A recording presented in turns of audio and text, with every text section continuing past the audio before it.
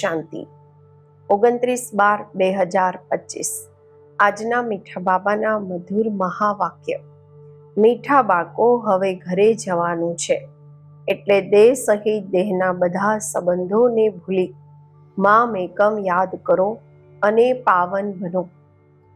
પ્રશ્ન છે, આત્માના સંબંધમાં કઈ એક મહીન વાત મહીન બુદ્ધિવાળા જ સમજી શકે છે? ઉત્તર છે, આત્મા પર સોયની જેમ ધીરે ધીરે કાટ ચડતો ગયો છે. તે યાદમાં રહેવાથી જ ઉતરતો જશે.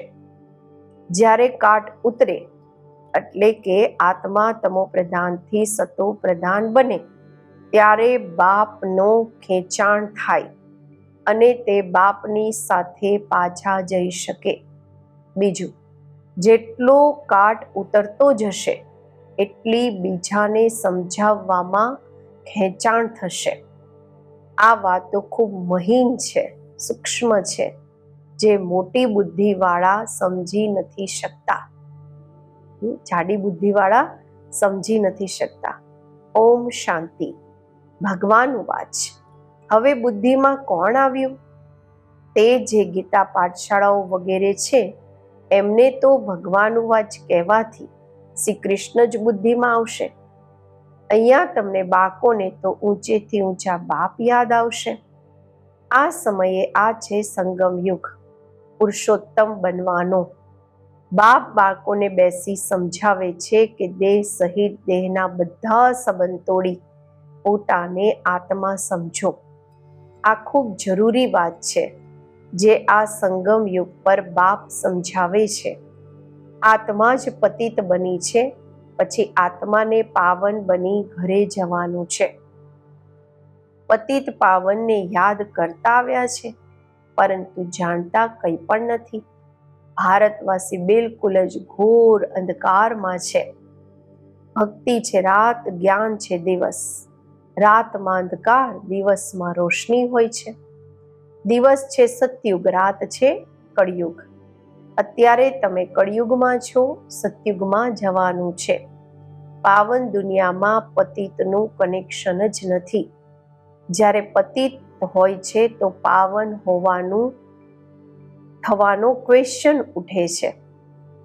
પાવન દુનિયામાં પતિતનો ક્વેશ્ચન જ નથી, પ્રશ્ન જ નથી. અને જ્યારે પતિત હોય છે ત્યારે પાવન થવાનો પ્રશ્ન ઉઠે છે. જ્યારે પાવન છે તો પતિત દુનિયા યાદ પણ નથી. પાવન દુનિયા છે પહેલો ભાગ. ત્યાં કોઈ પતિત હોઈ ન શકે. જે પાવન હતા પછી પતિત બને છે. 84 જન્મ પણ એમના જ સમજાવવામાં આવે છે. આ ખૂબ ગુહ્ય વાતો સમજવાની છે. અડધો કલ્પ ભક્તિ કરી છે, આ એટલી જલ્દી છૂટી ન શકે. મનુષ્ય બિલકુલ જ ઘોર અંધકારમાં છે. કોટોમાં કોઈ જ નીકળે છે. મુશ્કેલ કોઈની બુદ્ધિમાં બેસશે. મુખ્ય વાત તો બાપ કહે છે, દેહના બધા સંબંધ ભૂલી મામ એકમ યાદ કરો.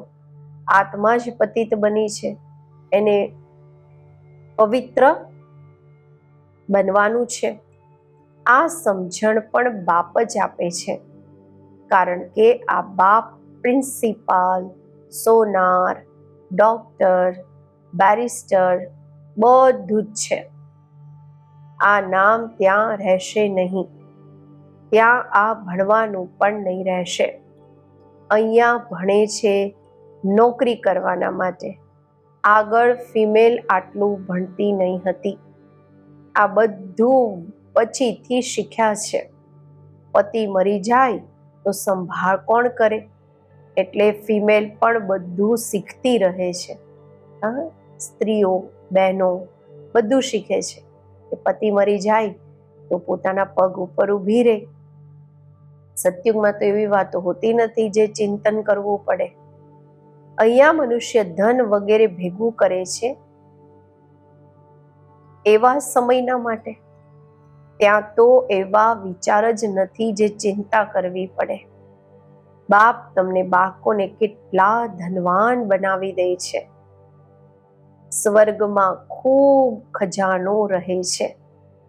હીરા ઝવેરાતની ખાણો બધી ભરપૂર થઈ જાય છે. અહીંયા બંજર જમીન થઈ જાય છે તો તે તાકાત હોતી નથી. ત્યાંના ફૂલો અને અહીંયાના ફૂલો વગેરેમાં રાત દિવસનો ફરક છે. અહીંયા તો બધી વસ્તુઓથી તાકાત જ નીકળી ગઈ છે. ભલે કેટલા પણ અમેરિકા વગેરેથી બીજ લઈ આવે છે, પરંતુ તાકાત નીકળતી જાય છે. ધરતી જેવી છે જેમાં વધારે મહેનત કરવી પડે છે. ત્યાં તો દરેક વસ્તુ સતો પ્રધાન હોય છે. પ્રકૃતિ પણ સતો પ્રધાન, તો બધું જ સતો પ્રધાન હોય છે. અહીંયા તો બધી વસ્તુ તમો પ્રધાન છે. કોઈ વસ્તુમાં તાકાત રહી નથી. આ ફરક પણ તમે સમજો છો. જ્યારે સતો પ્રધાન વસ્તુ જુઓ છો તે તો ધ્યાનમાં જ જુઓ છો. ત્યાંના ફૂલ વગેરે કેટલા સારા હોય છે. હોઈ શકે છે ત્યાંનું અનાજ વગેરે બધું તમને જોવામાં આવે, બુદ્ધિથી સમજી શકે છે. ત્યાંની દરેક વસ્તુમાં કેટલી તાકાત રહે છે.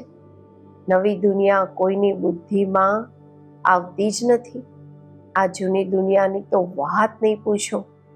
ગપોડા પણ ખૂબ લાંબા ચોડા લગાવે છે તો મનુષ્ય બિલકુલ અંધકારમાં સૂઈ ગયા છે. તમે બતાવો છો બાકી થોડો સમય છે તો તમારા પર કોઈ હસે પણ છે, હસી પણ કરે છે. રિયલ્ટીમાં તો તે સમજે છે જે પોતાના આપણા બ્રાહ્મણ સમજે છે. એ જ આત્માઓ સમજશે જે અહીંના પોતાને બ્રાહ્મણ સમજે છે. આ નવી ભાષા રૂહાનું ભણવાનું છે ને, જ્યાં સુધી સ્પિરિચ્યુઅલ ફાધર ના આવે કોઈ સમજી ન શકે. સ્પિરિચ્યુઅલ ફાધરને તમે બાળકો જાણો છો. તે લોકો જઈને યોગ વગેરે શીખવે છે, પરંતુ એમને શીખવ્યું કોને? એવું તો નહીં કહીશું સ્પિરિચ્યુઅલ ફાધરે શીખવ્યું. બાપ તો શીખવાડે જ રૂહાની બાળકોને છે. તમે સંગમયુગી બ્રાહ્મણ જ સમજો છો. બ્રાહ્મણ બનશે પણ તે જે આદિ સનાતન દેવી દેવતા ધર્મના હશે. બ્રાહ્મણ તમે કેટલા થોડા છો. દુનિયામાં તો અલગ અલગ પ્રકારની અનેક જાતિઓ છે. એક પુસ્તક જરૂર હશે જેનાથી ખબર પડે કે દુનિયામાં કેટલા ધર્મ, કેટલી ભાષાઓ છે. તમે જાણો છો આ બધું નહીં રહેશે. સતયુગમાં તો એક ધર્મ, એક ભાષા જ હતી. સૃષ્ટિ ચક્રને તમે જાણ્યું છે તો ભાષાઓને પણ જાણી શકો છો કે આ બધું રહેશે નહીં. આટલા બધા શાંતિધામ ચાલી જશે. આ સૃષ્ટિનું જ્ઞાન અત્યારે તમને બાળકોને મળ્યું છે. તમે મનુષ્યોને સમજાવો છો છતાં પણ સમજે થોડી છે. કોઈ મોટા વ્યક્તિઓથી ઓપનિંગ પણ એટલે કરાવે છે કારણ કે નામી ગ્રામી છે, પ્રખ્યાત છે, અવાજ ફેલાશે. વાહ, પ્રેસિડેન્ટ, પ્રાઇમ મિનિસ્ટરે ઓપનિંગ કર્યું, પ્રધાનમંત્રીએ, રાષ્ટ્રપતિ ઓપનિંગ કર્યું. આ બાબા જાય તો મનુષ્ય થોડી સમજશે કે પરમપિતા પરમાત્માએ ઓપનિંગ કર્યું. માનશે જ નહીં. કોઈ મોટા વ્યક્તિ, કમિશનર વગેરે આવશે તો એમની પાછળ બીજા પણ ભાગશે. આમની પાછળ તો કોઈ નહીં ભાગશે. કોઈને ખબર જ નથી એમાં ભગવાન બેઠા છે. અત્યારે તમે બ્રાહ્મણ બાળકો તો ખૂબ થોડા છો. જ્યારે મેજોરિટી હશો ત્યારે સમજશે. અત્યારે જો સમજી જાય તો બાપની પાસે ભાગે. એક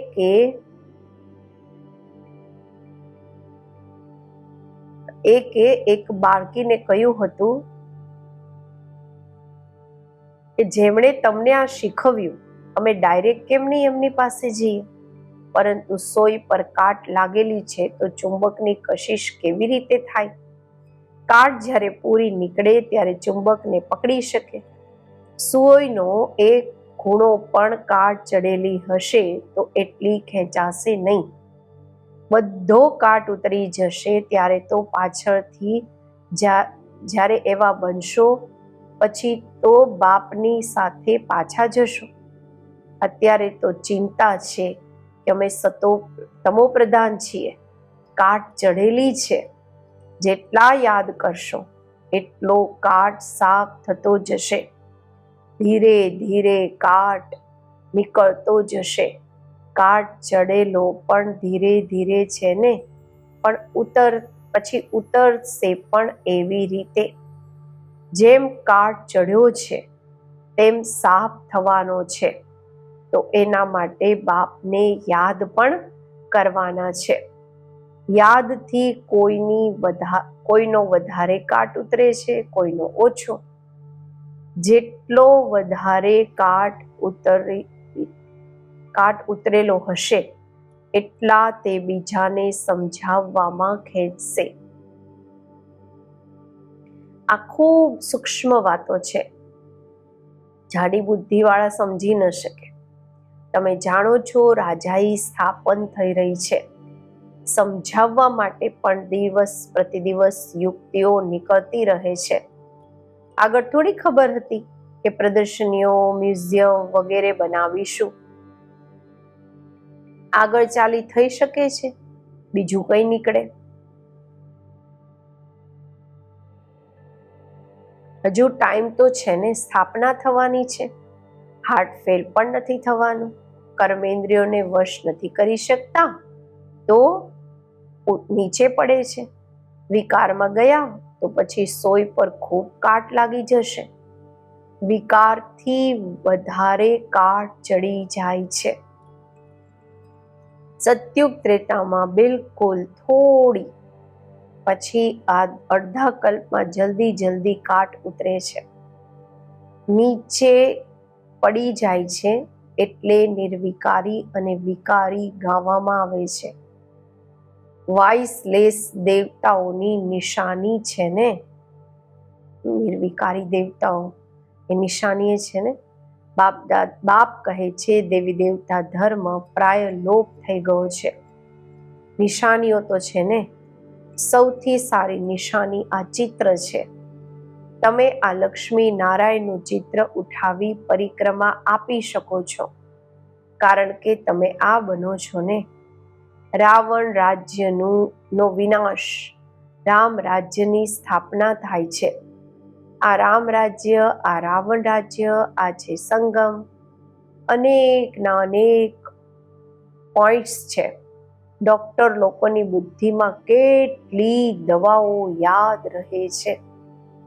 બેરિસ્ટરની બુદ્ધિમાં પણ અનેક પ્રકારની પોઈન્ટ્સ છે. ઢેર ટોપિક્સ ને તો ખૂબ સારું. ઢેર ટોપિકના તો અલગ અલગ એટલા બધા પુસ્તકો બની શકે છે. પછી જ્યારે ભાષણ પર જાઓ તો પોઈન્ટ્સ નજરથી કાઢો. ચુરુડ બુદ્ધિવાળા, તેજ બુદ્ધિવાળા ઝટ જોઈ લેશે. પહેલા તો લખવું જોઈએ, અમે એવું સમજાવીશું. ભાષણ કર્યા પછી પણ યાદ આવે છે ને. આવું સમજાવતા હોત તો સારું હતું.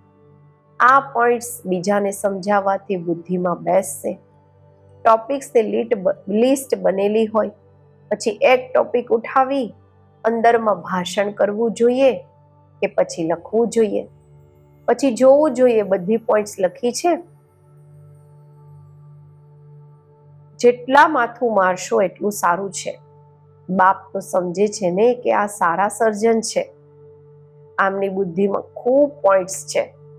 ભરપૂર થઈ જશે તો સર્વિસ વગર મજા નહીં આવશે. તમે પ્રદર્શની કરો છો, ક્યાંથી 2, 4, ક્યાંથી 6, 8 નીકળે છે. ક્યાંય તો એક પણ નથી નીકળતા.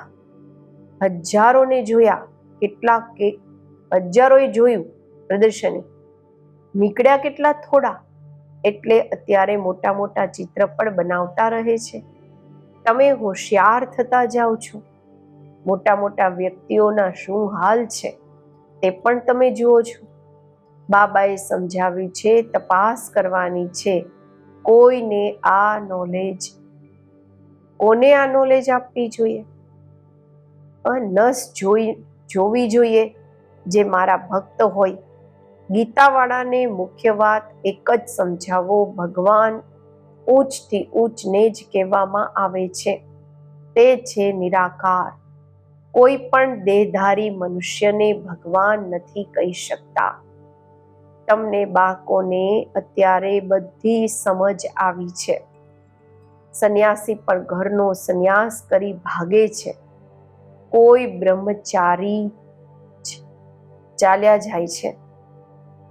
પછી બીજા જન્મમાં પણ એવું થાય છે. જન્મ તો જરૂર માતાના ગર્ભથી જ લે છે.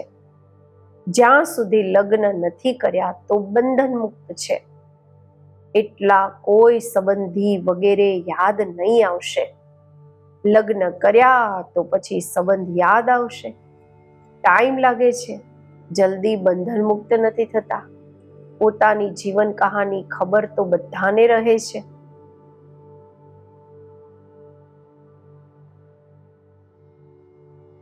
સંન્યાસી સમજતા હશે, પહેલા અમે ગ્રહસ્થી હતા, પછી સંન્યાસ કર્યો. તમારો છે ખૂબ મોટો સંન્યાસ એટલે મહેનત હોય છે. તે સંન્યાસી ભભૂત લગાવે, વાળ ઉતારે, વેશ બદલે. તમારે તો એવું કરવાની જરૂર નથી. અહીંયા તો ડ્રેસ બદલવાની પણ વાત નથી. તમે સફેદ સાડી નહીં પહેરો તો પણ કોઈ વાંધો નથી. આ તો બુદ્ધિનું જ્ઞાન છે.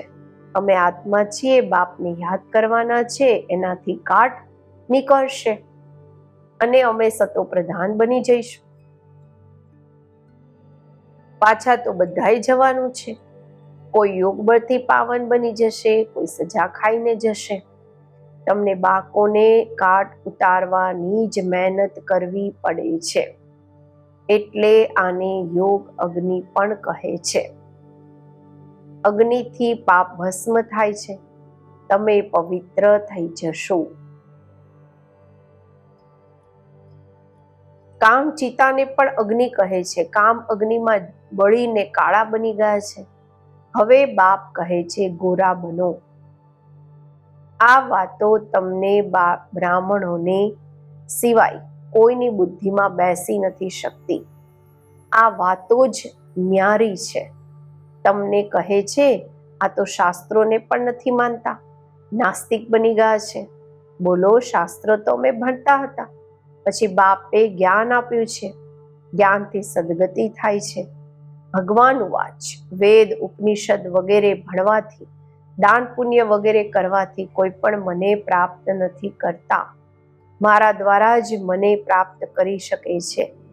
બાપ જ આવીને લાયક બનાવે છે. આત્મા પર જંક એટલે કે કાટ ચડી જાય છે ત્યારે બાપને બોલાવે છે કે આવીને પાવન બનાવો. આત્મા જે તમો પ્રધાન બની છે તેને સતો પ્રધાન બનવાનું છે. તમો પ્રધાનથી તમો રજો સતો પછી સતો પ્રધાન બનવાનું છે. જો વચ્ચેથી ગડબડ થઈ તો કાટ ચડી જશે. બાપ અમને એટલા ઊંચા બનાવે છે તો તે ખુશી રહેવી જોઈએ ને. વિલાયતમાં ભણવા માટે ખુશીથી જાય છે ને. અત્યારે તમે કેટલા સમજદાર બનો છો. કળિયુગમાં કેટલા તમો પ્રધાન સમજ બની ગયા હતા. જેટલો પ્યાર કરો એટલો વધારે જ સામનો કરે છે. તમે બાળકો સમજો છો કે અમારી રાજધાની સ્થાપન થાય છે. જે સારી રીતે ભણશે, યાદમાં રહેશે, તે સારું પદ મેળવશે. સેપલિંગ એટલે કે કલમ ભારતથી જ લાગે છે. બાબાએ કહ્યું છે દિવસ પ્રતિ દિવસ ન્યૂઝપેપર વગેરેમાં તમારું નામ રોશન થતું જશે. બાબા કહે છે સમાચાર પત્ર તો બધી તરફ જાય છે. તે જ સમાચાર પત્ર વાળા ક્યારેક જુઓ તો સારું નાખશે, ક્યારેક ખરાબ, કારણ કે તે પણ સાંભળેલી વાતો પર ચાલે છે ને. જેણે જે સંભળાવ્યું તે લખી દેશે. સાંભળેલી વાતો પર ખૂબ ચાલે છે, એને પરમત કહેવામાં આવે છે. પરમત આસુરીમત થઈ ગઈ. બાબા કહે છે, બાપની છે શ્રીમત. કોઈને ઉલટી વાત બતાવી તો બસ આવવાનું જ છોડી દે છે. જે સર્વિસ પર રહે છે એમને બધુંય ખબર રહે છે. અહીંયા તમે જે પણ સેવા કરો છો, આ છે તમારી નંબર 1 સેવા. અહીંયા તમે સેવા કરો છો ત્યાં ફળ મળે છે. કર્તવ્ય તો અહીંયા બાપની સાથે કરો છો ને. અચ્છા મીઠા મીઠા સિકેલદા બાળકો પ્રત્યે માતા પિતા બાપ દાદાના યાદ પ્યાર અને ગુડ મોર્નિંગ. રૂહાની બાપના રૂહાની બાળકોને નમસ્તે. આપણે રૂહાની બાળકોના રૂહાની બાપને નમસ્તે. ધારણા માટે મુખ્ય સાર. તો પહેલું છે, આત્મારૂપી સોય પર કટ ચઢેલી છે, એને યોગ બળથી ઉતારી સતો પ્રધાન બનવાની મહેનત કરવાની છે. ક્યારેય પણ સાંભળેલી વાતો પર ચાલીને વિદાય ભણવાનું નથી છોડવાનું. બીજું, બુદ્ધિને જ્ઞાનની પોઈન્ટ્સથી ભરપૂર રાખી સર્વિસ કરવાની છે. બાબા કહે છે, રગને જોઈને જ્ઞાન આપવાનું છે. ખૂબ શુરુડ બુદ્ધિ બનવાનું છે, તીક્ષ્ણ બુદ્ધિ બનવાનું છે. આજનું વરદાન, કળિયુગી દુનિયાના દુઃખ શાંતિનો નજારો જોવા છતાં સદા સાક્ષી કે બેહદના વૈરાગી ભવ. આ કળિયુગી દુનિયામાં કંઈ પણ થાય છે, પરંતુ તમારી સદા ચડતી કળા છે. દુનિયાના માટે હાહાકાર છે અને તમારા માટે જય જયકાર છે. તમે કોઈ પણ પરિસ્થિતિથી ગભરાતા નથી, કારણ કે તમે ઈચ્છો છો. બાબા કહે છે કે તમે પહેલેથી જ તૈયાર છો. સાક્ષી થઈને દરેક પ્રકારનો ખેલ જોઈ રહ્યા છો. કોઈ રોવે છે, કોઈ ચિલ્લાય છે. સાક્ષી થઈને જોવામાં મજા આવે છે. જે કળિયુગી દુનિયાના દુઃખ અશાંતિનો નજારો સાક્ષી થઈને જુએ છે, તે સહજ જ બેહદના વૈરાગી બની શકે છે. સ્લોગન છે, કેવી પણ ધરતી તૈયાર કરવાની છે તો વાણીની સાથે વૃત્તિથી સેવા કરો. અવ્યક્ત ઇશારા. હવે સંપન્ન કે કર્માતીત બનવાની ધૂન લગાવો. જેમ કોઈ મશીનરી કે સેટ નીકળી જાય છે તો એકવાર સેટ કરવાથી પછી ઓટોમેટિકલી ચાલે છે ને, ચાલતું જ રહે છે. આવી રીતે પોતાની સંપૂર્ણ સ્ટેજ કે બાપના સમાન સ્ટેજ કે કર્માતી સ્થિતિની સ્ટેજના સેટને એવા સેટ કરી દો જે પછી સંકલ્પ શબ્દ કે કર્મ એ સેટિંગના પ્રમાણે ઓટોમેટિક ચાલતા રહે. ઓમ શાંતિ.